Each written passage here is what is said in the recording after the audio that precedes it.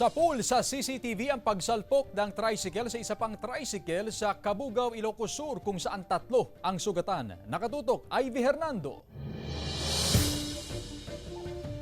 Masdan ang tricycle na ito na paliko sa kalsada nang biglang nabundol ng isa pang tricycle. Nangyari yan sa National Highway ng Barangay Margaay, Cabugao, Ilocos Sur. Nakababa na sa outer lane ang tricycle na nooy may lula na 2 pasahero. Nasagi niya doon sa gilid nung pati yung sidecar ng kwan natin, ng B1 natin. Kaya ang may kasalanan po dito, kitang-kita din natin ay sa yung B2. Sugatan ng 2 driver at 1 pasahero na pawang na sa paggamutan pa rin, habang nakalabas na sa paggamutan ang 1 pasaherong minor de edad. Wala pang formal na pag-uusap ang mga sangkot sa aksidente.